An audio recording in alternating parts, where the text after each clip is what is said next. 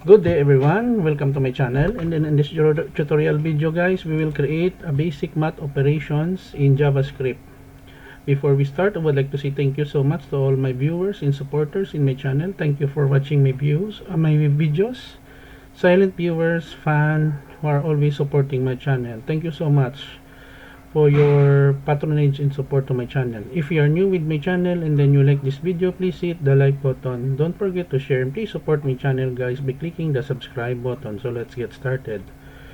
Right now our program is running. The title is Basic Math Operations in JavaScript, written by yours truly Jake R. Pomperada, IT MIT.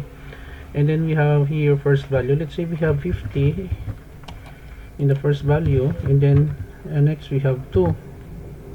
So by clicking this, we will have 4 operation: the add, subtract, multiply, and divide. Let's say add. So the sum of 50 and 2 is 52. Subtract, calculate. The difference is 48 between 50 and 2. Multiply, calculate. 50 times 2 is 100. And then divide. So 50 divided by 2 is 25. So we can do the reset button to refresh another set of values. Now let us go with the code, no? Okay, so regarding the code, we will have a walkthrough on this matter. I will put a link in the video description guys, so that you can download the complete source code for free in my 2 websites. Okay, so we have here the HTML tag, the beginning, the title, basic math operations in JavaScript. We have here the CSS, the name, and then the properties, body, main. Okay, header 1, header 2, block, label, input, button, reset, output, hide. And then we have here the container. Header 1, basic math operation in JavaScript.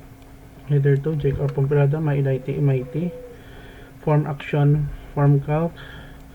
We have here for the first value, first number 1, and then block again number 2.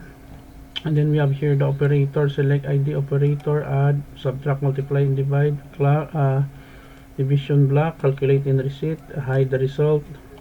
So here document query, sharp form calc equals if, prevent default if calc, output, operator here value, numbers, query selector all, and then operator add, it will add the values here from num1 and num2 because it is array. It will display the sum, the subtract, this is the operation, the multiply here, and then the quotient or divide, and then we close, we remove, or we move, we hide, remove, hide, and fix total, the result, and then we close with the script, close the body and HTML. Okay, so the code is quite long, especially this portion of the style. Don't worry because I will put a link in the video description where you can download the complete source code for free, in my 2 websites, no cost. Okay, let us go back to our program now. So first value, let's say we have 6. Second value we have let's say 4. Add, we have 6 plus 4 is 10. Subtract, 6 minus 4 is 2. Multiply, 6 times 4 is 24. Divide, calculate, 6 divided by 4 is 1.50. Reset, another set of values, 144 and 8. Add, 152. Subtract, 136.